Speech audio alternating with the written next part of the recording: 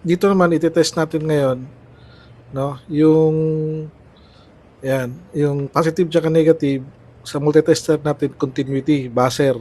Buzzer yung dial, pointer niya nasa buzzer.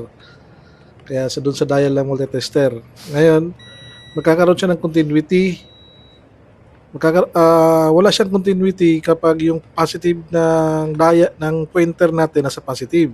Tsaka yung negative ng pointer natin ay nasa negative sa battery. Magkakaroon siya ng continuity kapag binaliktad mo siya. Yung positive mo at yung positive ng pointer natin ng multitester nasa battery ng negative at yung pointer ng multitester natin ay negative ay nasa positive ng battery. Nagkakaroon siya ng continuity. Tatanggalin natin ngayon para ito-test natin siya na walang battery. Yung terminal ng negative tsaka positive ng motorcycle wiring.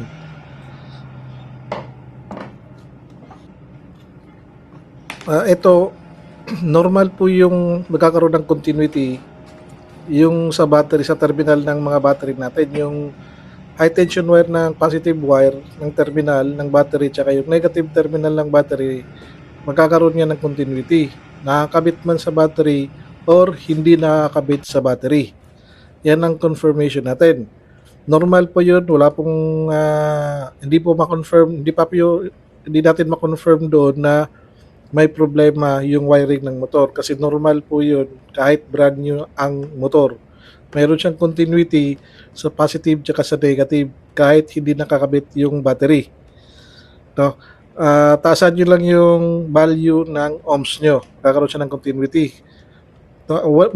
Ang battery naman, walang kasamang terminal, hindi siya magkakaroon ng continuity kapag yung multitester natin, yung red positive, nakakabit sa positive ng battery at saka yung black negative natin sa multitester natin, nakakabit naman ngayon dun sa negative ng battery. Walang continuity yun.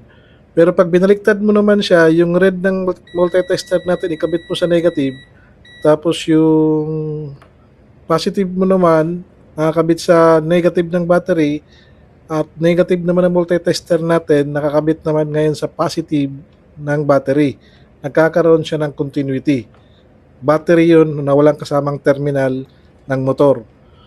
Kaya yun ang confirmation natin na klarong-klaro yun na normal siya na magkakaroon ng continuity yung mga terminal ng motor sa positive terminal at sa negative terminal kasi meron tayong mga parts ng motor na semi-grounded na siya. Kaya marami tayong parts na semi-grounded dyan. Kasama na dyan yung bulb, regulator rectifier, kaya semi-grounded yan, ignition coil, kaya mga semi-grounded yan, at marami pang parts ng stock parts ng motor na naka-semi-grounded siya. Kaya confirm yan, normal lang po yan. Hindi pa yan batayan na may problema ang wiring ng motor.